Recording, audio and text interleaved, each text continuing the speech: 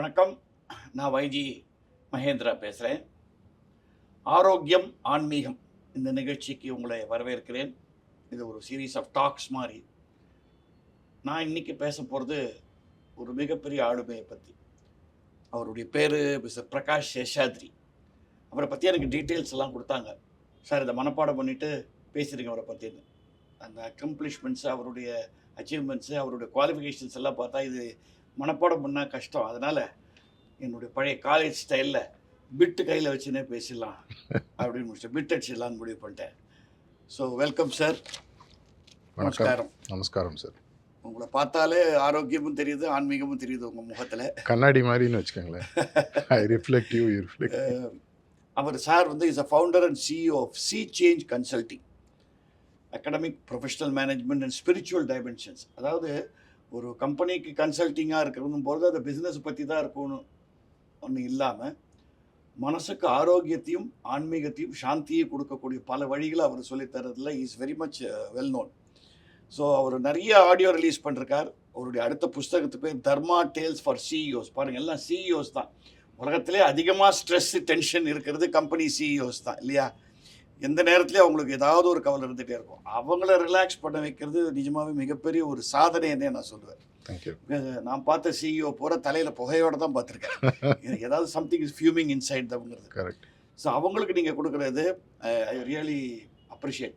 And அவரை பற்றி ஸ்பெஷலாக ஒன்று சொல்லணும்னா, இது மாதிரி சில சொற்கள்னு சொல்லுவாங்களா, சேயிங்ஸ்னு, கிட்டத்தட்ட சொந்தமாக ஒரு 1500 ஒரிஜினல் கொட்டேஷன்ஸே அவர் கொடுத்துருக்காரு. இதில் பற்றி அவருக்கு கார்ப்பரேட் சர்க்கிள்ஸில் கார்ப்பரேட் சேஜ், அதை எப்படி சொல்கிறது, கார்ப்பரேட் சாமியார்னு சொல்லாமல் இல்லை, ராஜகுருன்னு சொல்லுவாங்க. ராஜகுரு பார்த்தீங்களா? என்ன கிளவராக பேசுகிற. சாமியார்னு வேறு சில அர்த்தங்கள்லாம் போடுறாங்க. அதனால அழகாக கார்ப்பரேட் ராஜகுரு. வெரி குட், நல்லா இருக்கு. நம்மளுக்கு தெரிஞ்ச ராஜகுருன்னு பார்த்தீங்கன்னா சாணக்கியன். ஸோ அதுவும் இருக்குது அதில். சாணக்கியனும் இருக்காங்கிறது பார்த்துக்கோங்க. Family business adviser, management and spirituality, இந்த மாதிரி பல விஷயங்கள். அதாவது ஒரு சிஇஓங்கிறது வெறும் பணம் பண்ணுறது மட்டும் இல்லை, அவன் he needs a healthy mind and healthy பாடிங்கிறதுக்கு அட்வைஸ் பண்ணுறதுக்காக அவர் வந்திருக்கார். இவருடைய புனைப்பெயர் எப்படின்னா சி சேஞ்ச் பிரகாஷ் அப்படின்றாங்க அவரை. ஏன்னா இவரோட கன்சல்டிங் கம்பெனி பேர் சி சேஞ்ச் கன்சல்டிங். அந்த சின்னும் போது SEE, அந்த சி சேஞ்ச் கன்சல்டிங்னு இருக்க அவர் பேர்.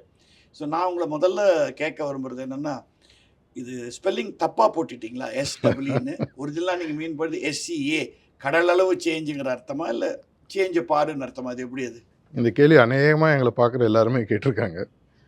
இது முதல்ல எழுதும்போது பார்த்தீங்கன்னா டு CSC சேஞ்ச் அப்படின்ற மாதிரி எடுத்தேன். கடல் அளவு மாற்றத்தை கண்ணளவில் காட்டக்கூடிய ஒரு கம்பெனி, அது மாதிரி எழுதினது. ஸோ SEA/C அப்படின்றது. ஆனால் SEE ஃபைனலாக கடலையும் கண்ணால் பார்த்ததுக்கப்புறம் தான் பார்க்க வைக்கிற மாதிரி. ஸோ நீங்கள் you are dealing with mostly the top levels in management இல்லையா? அவங்களுக்கு தான் உங்களுடைய ஸ்பிரிச்சுவாலிட்டி அண்ட் மெடிடேஷன் அதெல்லாம் சொல்லித்தரது இல்லையா? நார்மலாக நம்ம பார்த்தோன்னா என்னுடைய வாழ்க்கையில் எல்லாருக்குமே வாழ்க்கையில் 2 பகுதி நார்மலாக இருக்கணும். சில பேருக்கு ஒரு பகுதி ஜாஸ்தியாக இருக்கும். லௌகீக வாழ்க்கை, ஆன்மீக வாழ்க்கைன்னு சொல்லுவாங்க. ஒரு பறவைக்கு எப்படி 2 ரெக்கைகள் பேலன்ஸ்டாக இருந்தால் தான் பறக்க முடியுமோ, இது மாதிரி 2ம் சரியாக இருக்கணுன்றது தான் ஒரு கோட்பாடு அந்த காலத்துலேருந்து. அது நம்ம வாழ்க்கையில் ஏற்கனவே இருக்குது. இந்த லௌகீக வாழ்க்கையில் இப்போது நிறையா கம்பெனிஸ் இருக்குது. ஒரு பிரமிட்னு எடுத்திங்கன்னா ஒரு டாப் மோஸ்ட் லெவலில் பெரிய கம்பெனிஸ் இருப்பாங்க. லிஸ்டட் கம்பெனிஸ் ஒரு 40,000 ப்ளூ சிப் லிஸ்டட் கம்பெனிஸ்னு இருக்காங்க இந்தியாவில், ஸ்டாக் எக்ஸ்சேஞ்சில் இருக்கிறவங்க. அதுக்கப்புறம் மிட் டயர் கம்பெனிஸ்ன்னு சொல்லுவாங்க. மிட் கேப், மிட் டயர், இது ஒரு 5 கோடியிலேருந்து 5,000 கோடி டர்னர் வரைக்கும் இருக்கிற கம்பெனிஸ். இந்தியாவில் இந்த 5லேருந்து 5,000 கோடியில் மட்டுமே கிட்டத்தட்ட ஒரு 8 கோடி கம்பெனிஸ் இருக்குது. அதற்கு கீழே பார்த்தீங்கன்னா இந்த பொட்டிக்கடலை ஆரம்பித்து அயன் பண்ணுற இவங்க இல்லாமல் ஆக்சுவலாக தொழில் முனைவோர் தான். அதுவும் பிஸ்னஸ் தான். எல்லாருமே தொழில் முனைவோர். முதலீடு போட்டு அதில் சில பேர் பணத்தை முதலீடு போடுறாங்க, சில பேர் உழைப்பை முதலீடு போடுறாங்க. இந்த முதலீடு செய்கிறவங்க எல்லாருக்குமே நார்மலாக 2 விஷயங்கள் அவங்க லைஃப்பில் தொடர்ச்சியாக சந்திக்கிறாங்க. ஒன்று, ஏதோ ஒரு பெரிய பிரச்சனை இருக்குது, சால்வ் பண்ணணும். இன்னொருத்தருக்கு எல்லாம் நல்லா இருக்குது, இன்னும் பெருசாக வளரணும். என்கிட்ட நல்ல ப்ராடக்ட் இருக்குது, நல்ல சர்வீஸ் இருக்குது, இதை விட எப்படி நான் பெருசாக போக முடியுன்ற ஒரு எண்ணம் இருக்கிறோம். இன்னொருத்தருக்கு என்கிட்ட பணம் இல்லை, கம்பெனி சரியில்லை, ப்ராசஸ் சரியில்லை, நீங்கள் டெக்னாலஜி, நீங்கள் கிண்டி கிராஜுவேட் உங்களுக்கு தெரியும், இந்த மாதிரி இஷ்யூஸ். இது 2 பேருக்குமே காமனாக வெளியிலேருந்து இப்போ எப்படி நம்மளுக்கு உடம்பு சரியில்லையோ இன்னொரு டாக்டர்கிட்ட போய் கேட்குறோமோ, இதே மாதிரி இந்த ஏரியாவில் ஒர்க் பண்ணுறவங்கள மேனேஜ்மெண்ட் கன்சல்டன்ஸ் இல்லை கன்சல்டிங் கம்பெனிஸ்ன்னு சொல்லுவாங்க. நான் கிட்டத்தட்ட 83ல் கிராஜுவேஷன் முடிச்சுட்டு வந்தப்போ முதல்ல ஒரு 9 வருஷம் நான் ஒரு 2-3 கார்ப்பரேட் கம்பெனியில் ஒர்க் பண்ணி ஆல் இண்டியா லெவலில் டாப் லெவலில் மார்க்கெட்டிங் ஹெட்டெல்லாம் இருந்தேன். அப்புறம் 92ல் ஐ ஜஸ்ட் தாட் வெளியில் வந்து இதே இன்னும் பெரிய லெவலில் பண்ணால் என்னன்னு சொல்லிட்டு ஆரம்பிச்சது. மெதுவாக வந்து இந்த சீ சேஞ்ச், அதாவது இந்த ஆன்மீகம் அந்த இதை அது பற்றி தனி ட்ராக். நான் இப்போ லௌகீகத்தை பற்றி மட்டும் பேசிட்டு இருக்கேன். ஆன்மீகம் அங்கே வந்து வரல. 92ல் வந்து ஜாயின் ஆகும். இந்த ட்ராக்கை முடிச்சுட்டு வந்து கிளைமேக்ஸ் இன்டர்வலில் ஒரு கட் கார்டு போடும்போது சொல்லிக்கலாம். அது பண்ணிகிட்டே வரும்பொழுது 2002ல் இன்னும் கொஞ்சம் பெரிய லெவலில் எடுத்துகிட்டு போகணும்னு சொல்லிட்டு நானும் இன்னொரு அப்போ நீங்கள் எல்லாம் பிஸ்னஸ் சைடில் தான் ஓரியன்டட் இல்லையா? How to increase the business. சொந்தமாக பண்ணி பார்த்ததுனால, வெற்றிகளோட நிறையா தோல்விகளை முதல்ல பார்த்ததுனால எங்கே தோல்வி வரும் நல்லா தெரியும், எப்படி அதுலேருந்து தப்பிக்கணுன்றது தெரியும். என்னோடய பர்சனல் பிஸ்னஸஸ்லேயும் முதல்ல எக்கச்சக்கமாக பணம் விட்டு ஏமாற்றப்பட்டு பல சிக்கல்கள் பிரச்சனைகளை பார்த்து இதெல்லாம் வரும்பொழுது இதை வந்து நம்ம என்ன பண்ணுறோம், சொந்தமாக கற்றுக்குறோம். இப்போ நீங்கள் ஒரு நல்ல நடிகர், பெரிய எல்லாருக்கும் தெரிஞ்சவர், இதே நடிப்பு இன்னொரு 1000 பேர் சொல்லி 1000 நல்ல நடிகர்கள் உருவாகும். அந்த மாதிரி ஒரு எண்ணத்துடன் நம்மளுக்கு தெரிஞ்ச இந்த பிஸ்னஸை நல்லா நடத்தக்கூடிய விஷயங்களை உலகத்துக்கு கொண்டு போய் சொன்னால் என்ன சொல்லிக் கொடுப்போம். பட் 1000 நடிகர்களுக்கு சொல்லிக் கொடுத்தா நமக்கு பழப்பு போடுமோங்கிற பயம் இருக்குது. அது ஒரு வழி. இன்னொன்று வந்து என்ன சொல்லுவோன்னா, சங்கப்பலகை மாதிரி திறமை இருக்கிறபோது சங்கப்பலகை பெருசாகும்னு சொல்லி அந்த காலத்தில் சொல்லுவாங்க, மதுரையை பற்றி சொல்லும்போது. அதே மாதிரி தொழில் முனைவோர்களும் மற்றவங்களும் நல்லா வரும்போது 2 விதமாக பார்க்கலாம் சார். இது வந்து கேக்கில் நான் ஒரு ஷேர் எடுத்துக்கணுமா, இல்லை கேக்கை பெருசு பண்ணணுமா? இன்றைக்கி பார்த்தீங்கன்னா ஒரு டெலிஃபோன் மார்க்கெட் வந்து 1996 இந்தியாவில் மொபைல் ஃபோன் வந்தது. அது வரைக்கும் நம்ம மொபைல் ஃபோனாக என்னன்னே தெரியாது. ஆனால் இன்றைக்கி பாருங்க, ஆளுக்கு 2 phone, minimum 2 phone, 2 sim. Phone பண்ணிட்டு தான் வரேன், அடுத்த செட்டுக்கு வரேன் நான். என்கிட்ட ஸ்கேனும் இருக்குது, ஜிபே இருக்குது, எது பண்ண போறீங்கன்னு கேட்டுட்டு தான் வரான். ஆமாம். ஸோ இதே மாதிரி வரும்போது அவங்களுக்கு பல ஆப்ஷன்ஸ் இருக்குது பிஸ்னஸில். இந்த மாதிரி விஷயத்தை எப்படி எடுத்துகிட்டு மேலே போக முடியும், என்ன பண்ணலாம், இதை சொல்லுவதற்காக இந்த ஆளுமைகள் எடுத்துகிட்டு வரதுக்காக தான். அப்போ நீங்கள் சொன்னது வளர்கிறதுக்கு வழிங்கிறது லௌகீக விதத்தில் சொல்கிறீங்க. லௌகீக விதத்தில் முதல்ல வந்து இப்போ சுவாமி விவேகானந்தர் ரொம்ப ஃபேமஸ் ஸ்டேட்மெண்ட் எல்லா இடத்துலையும் சொல்கிறார், முதல்ல சாதம் அப்புறம் வேதம்னு. வயிற்றை தாண்டி தான் வயிற்று பிரச்சனை. இதே நீங்கள் மேனேஜ்மெண்ட் ஜார்கனில் போனால் ஆப்ரஹாம் மேஸ்லோவோட மோட்டிவேஷனல் தியரின்னு சொல்லுவாங்க. அது ஒரு பிரமிட் மாதிரி அவர் வரைஞ்சார். ஒரு 1940ஸில் இருக்கக்கூடிய ஒரு பெரிய ஒரு சைக்காலஜிஸ்ட். அவர் சொன்ன விஷயம் பார்த்தா, எப்படி ஒரு மனிதன் தன்னுடைய வாழ்க்கையில் மேலே வரணும்னு யோசிக்கிறான் அப்படின்றத ஒரு லட்சக்கணக்கான மக்களை ஸ்டடி பண்ணி சொன்ன ஒரு விஷயம். முதல்ல அவர் என்ன சொல்கிறாருன்னா, முதல்ல எல்லாத்துக்கும் ஒரு ஃபிசியோலாஜிக்கல் நீட்ஸ் அப்படின்னு சொல்கிறாரு. சாப்பிட்ணும், எனக்கு அட்லீஸ்ட் தூக்கம் வரணும், இந்த மாதிரி விஷயங்கள். சர்வைவல் நீட்ஸ், உணவு, உடுத்த துணி, உடுக்க உடை, ஆமாம், இருக்க இடம், படுக்க ஒரு தலகாணி. இதுதான் கிருஷ்ண பரமாத்மா பகவத்கீதையிலையும் சொன்னதாக சொல்லுவாங்க. ரெண்டாவது இதை தாண்டி போகும்போது நம்மளுக்கு பார்த்தீங்கன்னா சைக்கலாஜிக்கல் நீட்ஸ்ன்னு வருது. First physiological needs, next psychology. எனக்கு சேஃபாக இருக்கணும், என்னை சுற்றி ஒரு குடும்பம் இருக்கணும். இது 2 நார்மலாக 98% மக்கள் தாண்டதில்லைன்னு அவருடைய ரிசர்ச்சில் கண்டுபிடிச்சார். 3வது பார்த்தீங்கன்னா லவ் நீட்ஸ்ன்னு சொல்லுவாங்க, அன்பிற்கான தேவைகள். உலகத்தில் நம்ம அன்பு தேட ஆரம்பிக்கிறோம். எனக்கு இது போகிற பணம் நிறையா வந்துடுச்சு, எனக்கு கவனிக்கிறதுக்கான ஆள் இல்லை, 4 பேர் அன்பு செலுத்தினா நல்லா இருக்குமே. பல படங்களை கிளைமேக்ஸில் பார்க்குறோம், பணத்தை கொண்டு போய் ஒரு ஏழைக்கு கொடுத்துருப்பேன், ஏன்னா அவன் தான் என்கிட்ட அன்பு செலுத்தினான்னு பசங்கள்லாம் விட்டுருவாங்க. பல படங்கள் நம்ம அந்த காலத்துலேயும் பார்த்துருவோம். அதுக்கு அடுத்தது 4வது ஸ்டெப் அவர் என்ன சொல்கிறாருன்னா, செல்ஃப் எஸ்டீம், ஒரு சுய எண்ணம். நான் யாருன்றது உலகத்துக்கு காட்டணும், நான் ஏதாவது சாதிக்கணும், என்னை பற்றி சரித்திரம் பேசணும், என்னை பற்றி உலகம் பேசணும்னு சிந்திக்கிறாங்க. அங்கே வரவங்க லெஸ் தென் 1%. அங்கே அநேகமாக எல்லோரும் நின்றுறாங்க. 5வது டைமென்ஷன் வரும்பொழுது தான் என்னுடைய இன்னொரு விங்கு ஒர்க் ஆகும். அது செல்ஃப் ஆக்சுவலைசேஷன் சொல்லுவாங்க. நான் உண்மையான மனிதன் யார், எனக்குள்ளே எது இயங்கிட்டுருக்கு, அதை நான் எப்படி உணர வேண்டும். அதனால தான் தமிழ் அழகாக நான் ஒன்று எழுதியிருக்கேன் பார்த்தீங்கன்னா, தன்னை அறிந்தவன் தலைவன், தன்னை உணர்ந்தவன் ஞானி. ஸோ அதை உணரும் பொழுது என்னை மீறி ஒரு சக்தி இருக்குன்றது புரிய ஆரம்பிக்குது. எப்படி ஒரு கிருஷ்ண பரமாத்மா மகாபாரத்தில் அர்ஜுனனுக்கு நிராயுத பணியாக நின்று ஜெயிச்சு கொடுத்தாரோ, அதே மாதிரி என்னை விட ஒரு உயரிய சக்தி இருக்குன்றது எல்லாருக்குமே தெரியும். இது வந்து தீஸ்ட் விஷயத்தை தாண்டி என்னை மீறி உயரிய, என் கம்பெனியில் என் பாஸ் என்னோட உயரிய சக்தி. தீஸ்ட் அது விடுங்க. அது ஏத்தீஸ்ட்டுக்கு கடைசி காலத்தில் கஷ்டம் வரும்போது அவனும் அந்த சக்தியை நாடி தான் போகிறான். கரெக்ட். நம்ம பார்த்துட்டு தான் வரோம். அதை என்ன வந்து அவன் நம்ம கடவுள்னு சொல்கிறோம், அதை வேறு ஏதோ ஒரு சக்தின்னு சொல்லி. அதான் நான் எல்லாருக்கும் சொல்கிறது, உன்னோட பாஸ் உன்னோட பவர்ஃபுல்லாக, பாஸுக்கு இன்னொரு பாஸ் இருக்காரா, அதுக்கு ஒரு பாஸ், அதே மாதிரி மேலே ஒரு பவர் இருக்குது. யாரும் அப்படி டோட்டலாகவே இல்லைன்னு சொல்லி நெக்லெக்ட் பண்ணிடுறதில்ல.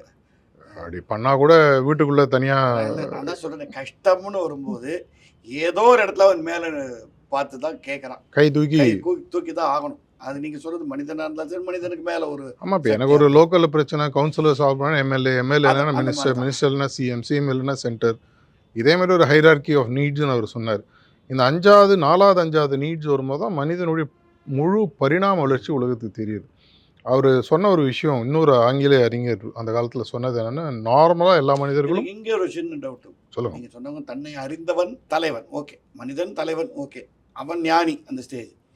இப்போ நான் என்னை அறிந்து கொண்டேன்னு நான் நினச்சிட்டு இருக்கேன், நான் உணர்றேன்றதுக்கு என்ன வேறு சட்டில் டிஃபரன்ஸ்? அறிகிறதுன்றது பார்த்தீங்கன்னா எண்ணத்திலிருந்து வருகிறது, உணர்வுன்றது வந்து இதயத்திலிருந்து வருகிறது. அங்கே தான் ஆன்மீகத்தினுடைய முதல் ஸ்டெப்பே வருது. அறிகிறதெல்லாம் என்னோட மைண்டோட ஃபுல் கெப்பாசிட்டியை நான் எக்ஸ்ப்ளாய்ட் பண்ணுறேன். நான் அப்பேற்பட்ட ஆல்பர்ட் ஐன்ஸ்டைனை பற்றி ஒன்று சொன்னாங்க. அவருடைய வாழ்நாளில், அவர் தான் சயின்டிஸ்ட் ஆஃப் த 20th சென்ச்சுரின்னு சொல்லுவாங்க. அவருடைய வாழ்நாளில் அவருடைய முழு திறமையில் 5% அவர் யூஸ் பண்ணதாக சொல்லுவாங்க. அப்பேற்பட்ட விஞ்ஞானி. அவரே 5% தான் யூஸ் பண்ணி, அப்படின்னா நம்மளாம் எந்த மூலைக்கு அப்படின்னு சொல்லி பார்க்கணும். யூஸே பண்ணுறதில்ல. ஆனால் இது இறைவனால் நமக்கு கொடுக்கப்பட்ட ஒரு பெரிய வரம். நல்லதுக்கு யூஸ் பண்ணலாம், கெட்டதுக்கு யூஸ் பண்ணலாம், அது வேறு விஷயம். இதே அறிவை நீங்கள் ஒரு தீவிரவாதிகிட்ட கொடுத்தீங்கன்னா உலகத்தை அழிப்பான். ஒரு ஆன்மீகவாதிகிட்டையோ இல்லை ஒரு பெரிய நல்ல சயின்டிஸ்ட்டை கொடுத்தா நல்ல விஷயங்களை கொண்டு வரான். எல்லாரும் என்ன பஞ்ச்லைன் சொல்கிறது என்ன, the world should be a better place. உலகம் இப்போ இருக்கிறதோட நல்லா இருக்கணும், இதுதான் எல்லாரும் சொல்கிறாங்க. இது அந்த நான் சொன்ன அறிஞனோட அந்த கோட்பாடு அவர் என்ன சொல்கிறாருன்னா, 98லேருந்து 99% மக்கள் வாழ்க்கையை ஒரு முறை தான் வாழ்கிறார்கள். 1% மக்கள் தான் இருமுறை வாழ்கிறாங்க. சொல்லி என்னன்னு சொல்கிறார். ஒரு முறை வாழ்பவன் வந்து ஏன் பிறந்தோம், ஏன் இறக்குறோன்றதே தெரியாமல் வாழ்ந்துட்டு போகிறோம். 2வது ஆள் 20 வயசுலையோ 30 வயசுலையோ 40 வயசுலையோ ஒன்று கண்டுபிடிக்கிறான், நான் பிறந்துட்டேன், எதுக்காகவோ பிறந்திருக்கேன்னு அந்த பர்பஸை கண்டுபிடிக்கிறான். இந்த பர்பஸை கண்டுபிடிச்சதுக்கப்புறம் அவன் உண்மையான வாழ்க்கையை ஆரம்பிக்கிறான் அப்படின்னு சொல்கிறார். அதில் 1% மக்கள் தான். லைஃபே நான் சம்டைம்ஸ் சொல்கிறது, பிறந்ததுலேருந்து ஏதோ நம்ம அடுத்த ஒரு சம்பவத்துக்கு வெயிட் பண்ணி இருக்கிறது தான் கடைசி லைஃப்ங்கிற மாதிரி இருக்குது. Waiting for something to happen, கடைசியில் டெத் ஹேப்பன்ஸ். ஹியூமன் பீயிங்ன்ற வார்த்தை எடுத்துக்கோங்களேன். அனிமலுக்கும் ஹியூமன் பீயிங்க்கு என்ன வித்தியாசம்? பீயிங்னாலே you need to be something அப்படின்ற வார்த்தை இன் ப்ரெசன்ட் கண்டினியூஸ். அது பீயிங்கிறது ப்ரெசன்ட். நான் எதுவாகவும் இருக்க வேண்டும். எனக்கும் ஒரு அனிமலுக்கு என்ன வித்தியாசம் பெருசாக இருக்குது? அதுவும் பிறக்கிறது, சாப்பிட்றது, புணரிக்கிறது, குழந்தைய பெற்றுக்கு செத்து போகுது. அது 15 வருஷம் இருக்குது, 50 வருஷம் இருக்குது, 70 வருஷம். எனக்கு அதுக்கு என்ன வித்தியாசம்? அதுக்கு ப்ராபப்ளி அடுத்தது என்ன அப்படிங்கிற ஒரு எண்ணம் இருக்காது. கிடையாது, நம்மளுக்கு இருக்குது. நான் எல்லா இடத்தையும் சொல்கிறது, இன்றைக்கி வந்து ஜீவராசிகளை பார்த்தீங்கன்னா, தரையில் இருக்கிற ஜீவராசிகள் வந்து ஒரு 2.5 கோடி, தண்ணியில் இருக்கிற ஜீவராசி இது இல்லை, கடல் தண்ணி இருக்கக்கூடிய ஜீவராசி பார்த்தீங்கன்னா 2-3 கோடி, 5 கோடி ஜீவராசிகளில் ஒரு ஜீவராசிக்கு மட்டும்தான் இன்றைக்கி நேச்சரோ கடவுளோ ஒரு சக்தி கொடுத்துருக்கு, டு எபிலிட்டி டு டிஸ்கிரிமினேட். அதனால தான் வந்து நரேந்திரனாக இருந்தவர் திங்கிங் அனிமல் தானே சொல்கிறோம். ஆமாம், அனிமலாகவே இருக்கும். சுவாமி விவேகானந்தர் அதுதானே பேசிக்காக. Other things are all the same. Correct. The body functions எல்லாம், but this is where we are separate. We are suppose to be separate. Naren வந்து விவேகானந்தராக மாறினது ஆனந்தம்ன்ற பிளிஸ்ஸை விவேகான்ற எபிலிட்டி டு டிஸ்கிரிமினேட் மூலமாக கண்டுபிடிச்சாலனால விவேகானந்தர் பேர் மாறிச்சு. அவரால் ஆக முடியும், என்னால் ஆக முடியாதா? சயின்டிஸ்ட் எல்லாருமே சொல்கிறாங்க, ஹியூமன் சைக்காலஜிஸ்ட் எல்லோரும் சொல்கிறது, ஒரு மனிதனால் சாதித்ததை உலகத்தில் இருக்கிறவங்க எல்லாராலையும் சாதிக்க முடியும், எந்த விஷயமாக இருந்தாலும். அப்படின்னா அந்த டைமென்ஷனுக்கு நான் வரணுமா வேணாமா, அந்த முடிவு நம்ம தான் எடுத்தாலும். எனக்கு இப்போ நான் உதாரணத்துக்கு எல்லா இடத்துலையும் நான் என்னோடய லீடர்ஷிப் செஷன்ஸில் சொல்கிறது, உனக்கு 1000 கோடி ரூபாய் சொத்து எழுதி வச்சுட்டாங்க, யாரோ எழுதி வச்சுட்டாங்க, ஆனால் உனக்கு அது தெரியாது. தெரியாமல் நீ தெருவில் டெய்லி சோத்துக்கு பிச்சை எடுத்துட்டு உன்னை பார்த்து நான் அழகதாக சிரிக்கிறதான்னு கேட்பேன். சார் அழணும் சிரிக்கணும் ரெண்டும் சொல்லாம்னா எல்லாரும் பார்த்து அழுதுங்க சிரிச்சுக்கணும். உனக்கு இருக்கக்கூடிய முழு திறமைகளே தெரியாமல் வெறும் பிறக்கிறோம், சாப்பிட்றோம், சண்டை போடுறோம், பார்த்து விட்டுக்காரன சண்டை, ஏற்று விட்டுக்காரன சண்டை, அடுத்த நாட்டோட சண்டை, இன்னொரு ஜாதியோட சண்டை, இன்னொரு மதங்களோட சண்டை, இது எல்லாத்தையும் விட்டுட்டு ஃபைனலாக எப்போ நீ மனுஷனாக மாறப்போகிற, எப்போ நம்ம உண்மையான அந்த நான் முதல்ல சொன்ன மாதிரி தன்னை அறிந்தவன் தலைவன், தன்னை உணர்ந்தவன் ஞானின்னு. அப்போ நீங்கள் சொல்கிறது வாழ்க்கை போகிற ஏதாவது ஒரு தேடல் இருந்துகிட்டே இருக்கணுன்றீங்களா? தேடல் எல்லாருக்குமே இருக்குது, தேடுறோன்றது தெரியாமல் தெரியும். இப்போ லைஃப் எப்படி நான் பிறந்ததுலேருந்து அடுத்து லுக்கிங் டு சம்திங், அங்கேருந்து looking forward something, waiting for something மாதிரியே இருக்குது ஹோல் லைஃப். கடைசியில் டென்ஸ். ஆமாம். ஸோ இன் பிட்வீன் நீங்கள் ஹவு டு கன்ஸ்ட்ரக்ட் யுவர் செல்ஃப்ங்கிறத what you are going to. இப்போது இதே நீங்கள் வேறு உதாரணமாக ஸ்கூல் பசங்களுக்கு சொல்ல அவங்களுக்கு ரொம்ப ஈஸியாக புரியும். ஒரு பையனை கூப்பிட ஒரு செங்கலை கொடுப்பேன், எங்கே போய் வச்சுட்டு வாங்குவேன், போய் வச்சுட்டு வருவோம். இன்னொரு பையன் இன்னொரு செங்கல் கொடுப்பேன், அங்கே போய் வச்சுட்டு வருவோம். 100 செங்கல் கொடுப்பேன், எல்லா இடத்துலையும் இருக்கும். ஏப்பா இவ்வளோ செங்கல் வச்சிங்களே, இந்த செங்கல் வச்சு ஒரு ரூம் கட்டலான்னு உங்களுக்கு ஏன் தோணலை? எனக்கு யாரும் சொல்லலை சார். இதை உன் லைஃப்பில் நீ டெய்லி செங்கலை தான் விட்டுட்டுருக்கு. டெய்லி பிறக்கிறோம், டெய்லி இறக்குறோம், ராத்திரி மறுநாள் பிறப்போமான்னு தெரியாது. எல்லாருக்குமே மறுநாள் விழித்து நேற்றுடையார் இன்றில் எனும் பெருமை உடைத்து உலகன்னு சொல்கிற மாதிரி ட்ராமாவில் இதை ஒரு தமாஷா நாங்கள் ஒரு நாடகம் சொல்லியிருக்கோம். அதாவது ஒரு கேரக்டர் சொல்லுவான், இதே வாழ்வே மாயம், காத்தால எழுந்தா காஃபி, எழுந்துக்கலைன்னா பால். காஃபி நம்ம சாப்பிடுவோம், பால் யாரோ ஊற்றுவாங்க. அதுக்காக அது ரொம்ப சாதாரண ஒரு டிசைனில் வரும். ஆமாம், பிரின்சிபிள் தான் அது. அஃப்கோர்ஸ் இது புரிய ஆரம்பிக்கும் போது அந்த செங்கல் எடுத்துகிட்டு போகும், அந்த செங்கல் மூலமாக தாஜ்மஹால் கட்ட போறியா, ஒரு வீடு கட்ட போறியா, யாரையா அடிக்க போறியா, இல்லை வேற என்ன போட்டுட்டு வர போறியா? அப்போ யோசிப்பான், ஓ இந்த செங்கலை வச்சு நான் ஒரு வீடும் கட்டலாம், ஒரு தாஜ்மஹால் கட்டலாம், உலகமே பேசக்கூடிய ஒரு பெரிய ஒரு பில்டிங் என்னால் கட்ட முடியும். அப்படின்னா பட் செங்கல் இஸ் அவைலபிள் ஃபார் யூ. செங்கல் டெய்லி நம்மளுக்கு இருக்கு. அதுதான் செங்கல், 2 செங்கல் நம்மளுக்கு இருக்கு. எண்ணம், உணர்வுன்னு 2 செங்கல் இருக்கு. எண்ணத்தில் தான் டிஸ்கிரிமினேஷன் வருது. இந்த டிஸ்கிரிமினேஷன் எப்போ நம்ம யூஸ் பண்ணுறோம் அப்படின்னா, நம்மளுக்கு நார்மலாக அட்லீஸ்ட் நம்ம நாட்டில் தவறாக புரிஞ்சது பகுத்தறிவுன்றது வேறு மாதிரி புரிய வச்சுட்டாங்க. சரியான பகுத்தறிவு அப்படின்றதோட ஃபர்ஸ்ட் ஸ்டேஜ் பார்த்தீங்கன்னா, எது நல்லது எது கெட்டது, எது உண்மை எது போய். எப்படி ஆகி போச்சுன்னா, நான் பார்க்குற வரைக்கும் மேபி ஐம் ராங், பகுத்தறிவுன்னா கடவுள் இல்லைன்னு சொல்றது தான் பகுத்தறிவு இல்லை. இன்ஃபேக்ட் அது ஒரு நல்ல கேள்வி. அந்த கேள்வியை நம்ம உபயோகப்படுத்துகிற விதம் தப்பு. கத்தியை கரெக்டாக பிடிச்சின்னா கரியாக வெட்டலாம், தப்பாக பிடிச்சின்னு கையை தான் வெட்டும். கத்தியில் தப்பு இல்லை, கத்தியை பிடிக்கிற விதத்தில் தப்பு. நம்மளுக்கு கொடுக்கப்பட்ட நாலேஜை நம்ம பகுத்தறிவு does not mean being atheist இல்லை. இல்லை, கண்டிப்பாக கிடையாது. அதில் ஆனால் மெயினாக எடுத்துப்போம். அதில் இன்ஃபேக்ட் இதை தான் விவேகானந்தர் அவருடைய வழிமுறையில் அவர் சொல்கிறது, எங்கள் குருநாதர்கள் சொல்கிறதும் கண்டிப்பாக சொல்கிறேன். இப்போ எனக்கு வந்து பகுத்தறிவுன்னு ஒன்று இருக்குது. பகுத்தறிவுன்னு இருக்குன்றதை கண்டுபிடிக்கிறதே மனுஷனுக்கு 1,00,000 வருஷம் ஆச்சுன்னு சொல்லுவாங்க. எனக்கு தெரியாது, எனக்கு தெரியுன்றது எனக்கு தெரியாது. அது புரிஞ்சதுக்கப்புறம் இது மாதிரி ஒன்று இருக்குது அப்படின்னா என்ன, நார்மலாக யோசிக்கிறது நல்லது என்ன கெட்டது என்ன, இரவு பகல், பணக்காரன் ஏழை, படித்தவன் படிக்காதவன், பாகுபாடுகள், துவந்தங்கள்னு சான்ஸ்கிரிட்டில் சொல்லுவாங்க. இதை புரிந்தவன் மெதுவாக பகுத்தறிவோட ஃபஸ்ட்டு ஸ்டேஜ் வரும். அங்கே நம்ம இதை விட்டுறோம். 99.99% மக்கள் இதை விட்டுறாங்க. இதை விட உயரிய லெவலில் பகுத்தறிவு யூஸ் பண்ணும்போது எங்களோட குருநாதர் தாஜி ஹார்ட்ஃபுல்னஸ் இன்ஸ்டியூட் அவர் என்ன சொல்கிறாருன்னா, எது விளைவு, அந்த விளைவை உருவாக்க வேண்டிய காரணம் என்ன, இதை என்னைக்கு உனக்கு தெரியுதோ அன்றைக்கி தான் பகுத்தறிவினோட உண்மையான ஆற்றலை நீ புரிஞ்சுக்கிறார். விளைவுன்றது என்ன, நாளைக்கு நான் பணக்காரன் ஆகணும், 1 வருஷம் கழிச்சு பணக்காரன் ஆகணும், நாளைக்கு வேர்ல்டு கப் ஜெயிக்கணும், இல்லை நாளைக்கு நான் கிளாஸில் ஃபஸ்ட்டு வரணும், இல்லை எங்கள் வீட்டில் ஒரு கல்யாணம் நல்லா நடக்கணும். விளைவுன்றதை குறிக்கோள்னு சொல்லி வச்சுக்கலாம். என்னுடைய விளைவாக இது அமைய வேண்டும். இது விளைவாக அமையணும்னா நீ என்ன பண்ணணும், நான் அடைய நினையும் இலக்கு, அது மாதிரி காசேஷன் அப்படின்னு சொல்லுவாங்க. ஒரு எஃபெக்ட் இருக்குன்னா அந்த எஃபெக்டை உருவாக்குறதுக்கு காசு இருக்கணும். அந்த காசு நம்மளுக்கு தெரியாமல் எஃபெக்ட் நடந்ததுக்கப்புறம் நடந்துட்டேன்னு புலம்பிட்டு, நான் ரொம்ப பிளண்ட்டாக ஆன்மீகத்தில் எல்லாரும் என்ன சொல்ல, என்னுடைய பர்சனல் வெற்றி தோல்விக்கும் கடவுளுக்கும் சம்மந்தமே கிடையாது.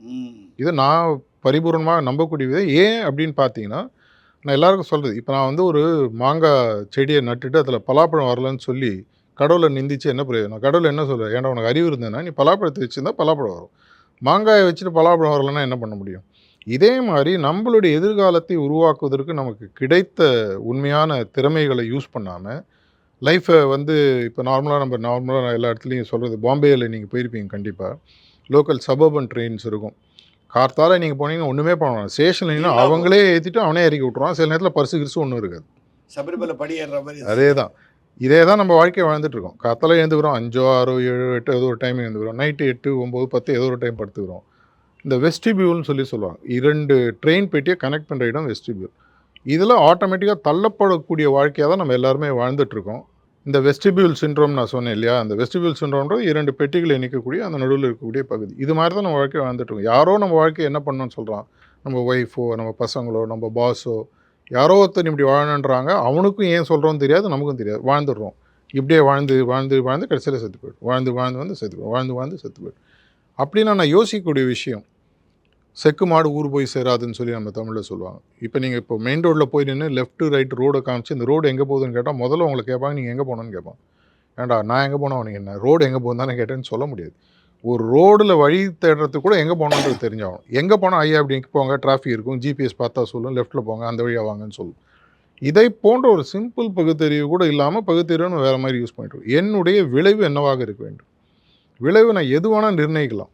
பகுத்தறிவுக்கு இப்படி ஒரு இது சொல்லாமா, அதாவது differentiating between right and wrong, அது பகுத்தறிவில் அது ஃபர்ஸ்ட் லெவல். நான் தான் முதல்ல சொன்னேன், சரி எது தவறு எதுன்னு முதல்ல புரிய வைக்கிறது, அது முதல் லெவல். அடுத்த லெவல் இதே ஏபிசிடி தான். ஃபஸ்ட்டு கிளாஸில் படிக்கிறேன் ஆல்ஃபபெட்ஸாக படிக்கிறேன், செகண்ட் கிளாஸில் படிக்கிறேன் அது வேர்ட்ஸாக படிக்கிறேன், 3ஆம் கிளாஸில் சென்டென்ஸாக படிக்கிறேன், 4ஆம் கிளாஸில் பேராகிராஃபாக படிக்கிறேன், 5ஆம் கிளாஸில் முழு கட்டுரை எழுத படிக்கிறேன், அப்புறம் அது புத்தகமாக வருது. ஃபைனலாக பார்த்தீங்கன்னா அதே ஏபிசிடி தான். பகுத்தறிவு தான் டைமென்ஷன். இதே தான் மேத்தமேட்டிக்ஸுக்கும் சொல்லுவாங்க. ஃபஸ்ட் கிளாஸில் படிக்கும்போது 1+1, மேலே வரும்போது ஃப்ராக்டல்ஸ் அது இதுன்னு மேலே போயிட்டுருக்கும். அதே நம்பர் தான். டெப்த்து ஜாஸ்தி. ஆன்மீகமும் சரி, லௌகீகமும் சரி, டெப்த்து போனோன்னா நமக்கு கொடுத்த 2 பெரிய ஒரு டூல்ஸை நம்ம ஒரு டூலை சுமாராக யூஸ் பண்ணோம், இன்னொரு டூல் நம்ம பார்க்குறதே இல்லை. இந்த ஹார்ட்ன்ற ஒரு விஷயம், உணர்வுகள் சார்ந்த விஷயம், உணர்ச்சிகள் வேறு, உணர்வுகள் வேறு, அதுக்கு நம்ம தனியாக வருவோம். இந்த எண்ணங்களை நீங்கள் முழுமையாக உங்களோட ஆளுமைக்கு கொண்டு வராத வரைக்கும் உங்களோட முழு பொட்டென்ஷியல் வராது. அந்த 1000 கோடியாக இருக்கும், நான் தெருவில் பிச்சை தான் எடுத்துகிட்ருப்பேன். இதற்கு உங்களுக்கு பகுத்தறிவு உங்களுக்கு யூஸ்ஃபுல்லாக இருக்குது. இந்த பகுத்தறிவை யூஸ் பண்ணணும்னா முதல்ல கேள்வி கேட்கணும். எங்கள் குருநாதர் என்ன சொல்கிறார், கேள்வியை முதல்ல ஒன்றை கேள்வி. ஒரு ஹார்வர்டில் ஒரு ரொம்ப இன்ட்ரெஸ்டிங் ரிசர்ச் ஒன்று பண்ணாங்க, 35 வருஷம் பண்ணாங்க. 1960s ஆரம்பிச்சு 1995 முடிஞ்சது. ஸ்ப்ரெட் ஓவர் மோர் தென் 100 countries, 8 lakh சப்ஜெக்ட்ஸ் எடுத்தாங்க. அவங்க எடுத்த சப்ஜெக்ட் வந்து என்னன்னா, ஏன் மனிதர்கள் பிறக்கும்போது ஒன்றாக இருந்தாலும் சில மனிதர்கள் மட்டும் ஏன் பெரிய ஆளாக.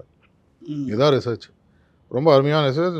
கூகுளில் போனீங்கன்னா இந்த ரிசர்ச் பேப்பர் இருக்கும், 800 pages. அதனோட சாராம்சம் 2 லைனில் நான் உங்களுக்கு ஷேர் பண்ணிக்கிறேன் வியூவர்ஸ்க்காகவும். அவங்க ஃபஸ்ட்டு கண்டுபிடிச்சது இந்த மனிதர்களில் 1,00,000 பேர் எடுத்தால் ஒரு ஆள் மட்டும்தான் டாப் ஆஃப் த ஸ்லாட்டில் வந்து உட்கார்றான், மற்றவன் எல்லாம் கீழே தான் இருக்கு. ஏன்றதை ஆரம்பிக்கவும் அவங்க கண்டுபிடிக்கிறாங்க, இவனுக்கும் மற்றவனுக்கும் ஒரே ஒரு வித்தியாசம். இப்போ நான் உங்களுக்கு ஒரு iPhone 16 கொடுக்குறேன்னு வச்சுக்கோங்க, தயவு செஞ்சு கேட்டுறதையும் கொடுக்குறேன்னு வச்சுக்கோங்க. ஆனால் அதில் iPhone 1ஓட ஓஎஸை லோட் பண்ணால் அது என்ன ஆகும்? வேலை செய்யாது, ஆப்ஸ் வேலை செய்யாது, கிராஷ் ஆகிடும், மிஸ்மேட்ச்ட் ஆப்ரேட்டிங் சிஸ்டம். இவங்க என்ன கண்டுபிடிச்சாங்கன்னா, மற்ற மனிதர்கள் எல்லாம் உடல் வளர்ந்துட்டே போகுது, அவனுடைய ஓஎஸ் வந்து 3 வயசு 4 வயசில் இருந்த ஓஎஸே இருக்குது. ஆனால் இந்த விஞ்ஞானிகளோ மெய்ஞானிகளோ வெற்றியாளர்களோ அவங்களோட ஓஎஸ் கண்டினியூஸ் ஹார்ட்வேரோட அப்கிரேட் ஆகுதுன்றது சொல்லி கண்டுபிடி. அதை வந்து அவங்க வேறு வேர்டில் போடுறாங்க, their consciousness keeps expanding அப்படின்னு சொல்லி சொல்கிறாங்க. ஒரு பாயிண்ட், அது வளருது, அதனால தான் only 1% கிடையாது, பட் எல்லாரும் அப்படி வளர்ந்துரும். அதுக்கான காரணத்தை தான் ரெண்டாவது சொல்கிறாங்க. அதை தான் முதல்ல ப்ராப்ளம் டெஃபினேஷன் சொல்லும். மேனேஜ்மெண்ட்டில் முதல்ல ப்ராப்ளம் டெஃபினேஷன், ரெண்டாவது ப்ராப்ளமுக்கு சொல்யூஷன். டெஃபினேஷன் என்ன? எல்லாரோட ஓஎஸும் அப்கிரேட் ஆகும், ஒருத்தனோட ஓஎஸ் தான் அப்கிரேட் ஆகுது. 99% மக்கள் ஓஎஸ் அப்கிரேட் ஆகல. அப்படின்னா என்னன்னு கண்டுபிடிச்சாங்க. அங்கே தான் ஒரு பயங்கரமான ஒரு விஷயத்தை கண்டுபிடிக்கிறாங்க. ரொம்ப இன்ட்ரெஸ்டிங், சாதாரணமாக தோணும். ஆனால் இதற்கு இப்போ நான் உதாரணத்துக்கு கேட்குறேனே, தண்ணின்னா என்னன்னு கேட்டால் நம்ம என்ன பதில் சொல்லுவோம்? கையை நினச்சிக்கிறது. அது அதனோட அப்ளிகேஷன். இன்னும் கொஞ்சம் டீப்பாக போகிறோம். தண்ணினா என்ன? அந்த தண்ணி விட்டுருங்க, குடிக்கிற தண்ணி எடுத்துப்போம். தண்ணினா என்ன? இது பியூர் தண்ணி, அதில் கள்ளங்க. சரி, அடுத்து கொஞ்சம் படித்தா இதெல்லாம் அது H2O, 2 ஹைட்ரஜன் ஒரு ஆக்சிஜன், அது கெமிக்கல் காம்போசிஷன். தண்ணினா என்ன கேட்கும்போது பார்த்தீங்கன்னா ஃபைனலி உங்களுக்கு அந்த கேள்விக்கு பதிலே தெரியாது. அதை தான் அவங்க சொல்கிறாங்க, மற்ற மனிதர்களுக்கும் இந்த ஒரு மனிதனுக்கும் இருக்கக்கூடிய வித்தியாசம் என்னென்னா, அவனுடைய கேள்வி கேட்கும் தன்மை. நம்மளும் கேள்வி கேட்குறோம். என்ன கேட்குறோம்? ஏன் இன்றைக்கி சமையல் உப்பு கம்மி? ஏன் இன்றைக்கி சம்பளம் வரல? ஏன்டா நீ மார்க் வாங்கலை? ரெப்பிட்டேட்டிவ் லோ பால் கொஸ்டின்ஸ் கேட்குற கேள்வியில் எந்த விதமான ஒரு பெரிய பிரயோஜனம் கிடையாது. அவங்க என்ன சொல்கிறாங்க, இவங்க கேட்கக்கூடிய கேள்வி, இதே ஐசக் நியூட்டன் தலையில் ஆப்பிள் விழுது. நம்மளா தான் ஏன்டா மாடிலையும் போட்டது மேலே பார்ப்போம். அவர் பார்க்குறாரு ஆப்பிள் மரத்துலேயும் கட் ஆகும்போது ஏன் மேலே போகல, ஏன் கீழே வருது? நான் இன்ஃபேக்ட் அதுதான் எப்போதும் சொல்வேன், ஐ consider that the greatest invention நான் சொல்வேன்.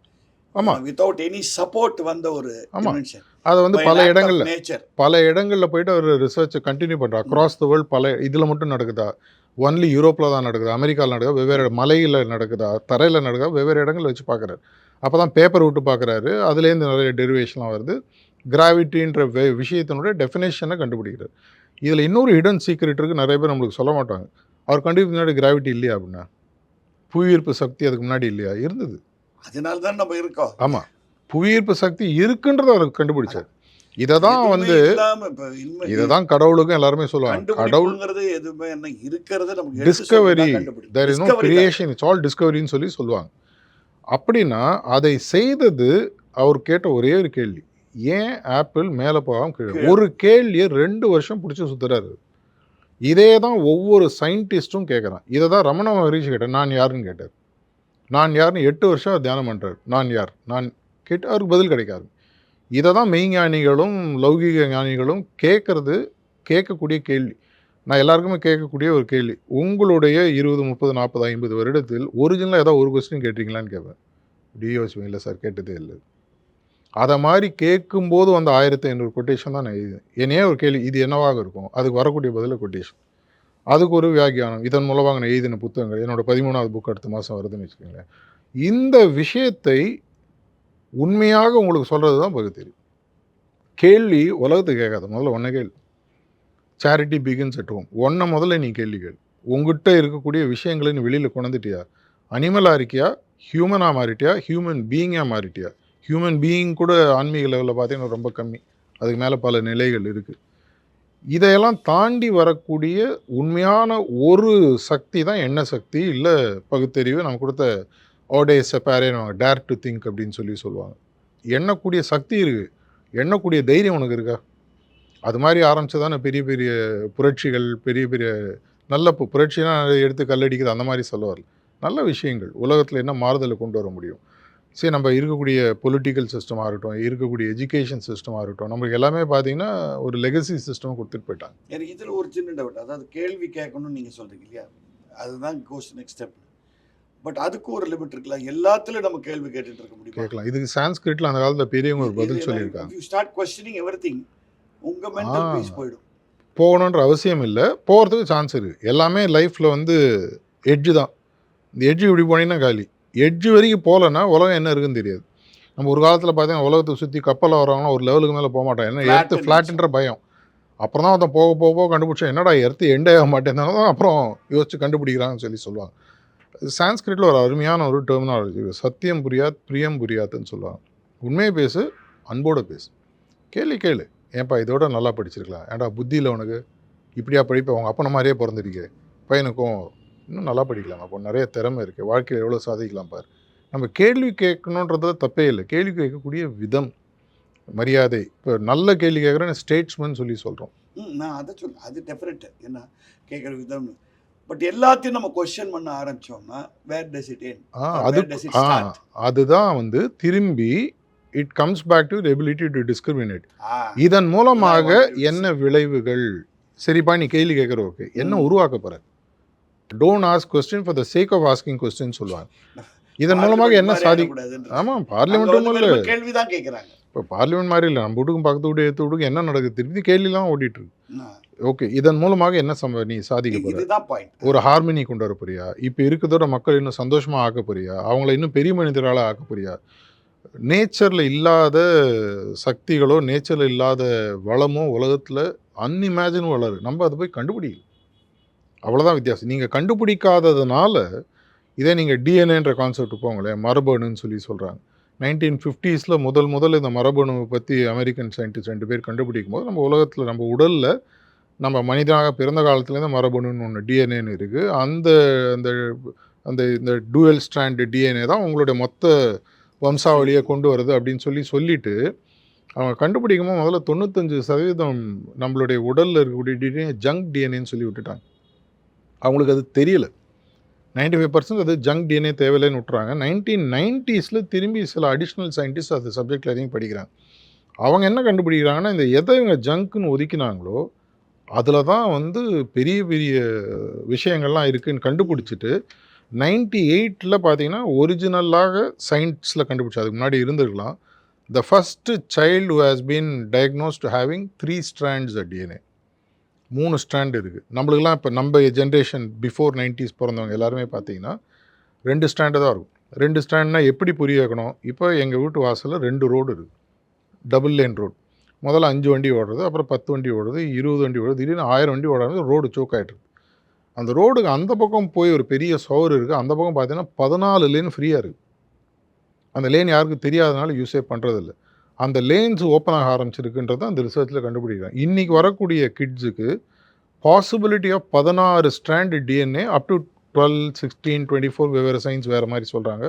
கன்க்ளூசிவ் எவிடன்ஸ்னு வரல, ஏன்னா அது ரொம்ப பெரிய ரிசர்ச். போயிட்டு அடிஷ்னல் சேனல் என்ன ஆகுதுன்னா, நம்மளுடைய டூயல் ஸ்ட்ராண்ட் டிஎன்ஏ எல்லாமே நம்மளுடைய தொந்தங்களோட மாட்டிக்குது. நம்மளுக்கு வர்றது என்ன பார்த்தீங்கன்னா, கோபம், ஆசை, பயம், தைரியம், இந்த மாதிரி விஷயங்கள். அந்த 3வது 4வது 5வது ஸ்டாண்டு போகும்போது தான் அவங்களோட creativity, compassion, love, ability to forget, ability to accept, எல்லாரையுமே உலகத்தில் இருக்க ஒன்றா பார்க்கக்கூடிய தன்மை அந்த ஜென்ரேஷனுக்கு வர ஆரம்பிச்சிச்சுன்னு கண்டுபிடிக்கிறாங்க. ஆனால் ஃபார்ச்சுனேட்லி அந்த டிஎன்ஏ அந்த லெவலில் வரக்கூடிய மக்களை முட்டாள் மக்கள் நம்மள மாதிரி ஆளுங்க தான் அவங்கள ரூல் பண்ணிட்டுருக்கோம். நம்மளுக்கு அது தெரியாது. அவனுக்கு கேள்வி கேட்டான்னா நம்ம உதைப்போம், இல்லை வாய மூடுன்னு சொல்லுவோம். நம்மளுக்கு சின்ன வயசுலேருந்து சொல்லி வளர்த்தது. நான் அந்த ஹார்வர்ட் ரிசர்ச்சில் போய் பார்த்தீங்கன்னா அவங்க இன்னொன்று சொல்கிறாங்க, எதனால் மக்கள் கேள்வி கேட்குறத விட்றாங்க. ஒரு பிறந்த குழந்தை 1 வயசு 2 வயசு பார்த்தா, அப்பா ஏன் சூரியன் வருது, அப்பா ஏன் கதவு இருக்குது. ஒரு 3ஆவது வயசு, ஏய் வாயை திறந்தா சோறு கிடையாது, அடக்கிடுறோமா. கொஞ்ச நாள் கழிச்சு அது தெரியுது. ஒரு படத்தில் காமெடி சீனில் வரும், நானும் இதை முதல்ல கேள்வி கேட்டேன், அது கேள்வி கேட்டால் வீட்டில் சோறு இல்லைன்னு சொன்னாங்க, நான் ஒத்துன்ட்டேன். ஒரு காமெடி படத்தில் சந்தானமும் விமலும் வருவாங்க. அதே மாதிரி நம்மளுக்கு ஒரு 3, 4, 5 வயசில் பழகிடுறாங்க. கேள்வி கேட்டால் சர்வே ஆக முடியாது. ஸ்கூலுக்கு போனால் டீச்சர் நல்லா வைக்கிறாங்க. டீச்சரு அவங்க சிலபஸில் புக்கு படி தான் அவங்களால சொல்லி தர முடியும், சொந்தமாக சொல்லி தர முடியாது. டீச்சருக்கு மெயின் பயம் என்னன்னா இந்த கேள்விக்கு அவங்களுக்கு பதில் தெரியாது. கரெக்டு. ஏன்னா அவங்க இந்த கேள்வி கேட்காம வளர்ந்தவங்க. நான் அவங்க சைட்லேருந்து பார்க்குறேன். இப்போது என்னை கேள்வி கேட்காம வளர்த்துட்டீங்க, நான் டீச்சர் ஆகிட்டேன், எனக்கு அடுத்த வரணும் கேள்வி கேளுன்ற. எனக்கு கேள்வி கேட்டால் கம்ஸ் பேக் டு இந்த கேள்வி கேட்கறதுக்கு நீங்கள் சொன்ன மாதிரி எது ஏஜ். ஆமாம், அது ஒரு லெவல் மேலே இட் பிகம்ஸ் கரெக்ட். அமெரிக்காவில் ஒரு லெவலில் என்ன பண்ணுறாங்க, இப்போ ஹையர் அட்வான்ஸ் சிஸ்டம் பார்த்தீங்கன்னா சிங்கப்பூராக இருக்கட்டும், நான் ஃபின்லாண்ட் போயிருந்தேன், அங்கெல்லாம் பார்த்தீங்கன்னா நீயே படிச்சுட்டு வா, நீயே கேள்வியும் எடுத்துகிட்டு வா, நீயே பதிலையும் கொண்டு வா, லெட் சிட் அண்ட் டிஸ்கஸ்ன்றான். வாத்தியார் சொல்லித்தரத்துக்கு வரது உன்னோட. ரொம்ப நாள் ஆச்சு அமெரிக்காவில். இங்கே தான் இன்னும் நம்ம மாறிட்டு இருக்கு. இன்னும் இந்த மெக்காலே சிஸ்டமில் உட்காந்துட்டு இருக்கோம்னு வச்சுக்கோங்களேன். அங்கே வந்து இட் இஸ் ரவுண்ட் டேபிள் மாதிரி, ரவுண்ட் டேபிள் இந்த மாதிரி பேசுகிறாங்க அவங்க. That's all. நீ உன்னோடதை கொண்டு வா, எனக்கு தெரிஞ்ச சொல்ல 2 பேரும் சேர்ந்து கற்றுக்கலாம். It's a learning curve. டீச்சர்னா சொல்லித்தரணும்னு அவசியமே கிடையாது. Teacher is also continuously learning. அது I think they are more guides. Correct. அப்படியே கண்டிப்பாக we are co travellers in the education system. இது புரிஞ்சிடுச்சுன்னா டீச்சர்ன்றது நான் சம்பளம் வாங்குகிற போஸ்ட்டு, கிளாஸ்க்கு வந்துடும். இதெல்லாம் புரிய வைக்கக்கூடிய தன்மைகள் தான் ஒரு விங்கு உங்களுடைய ability to think and discriminate. இந்த ஒரு விங்கே நம்ம டெவலப் பண்ணல, 2வது விங் எங்கே போவோம் அப்படின்ற ஒரு கேள்வி வருது.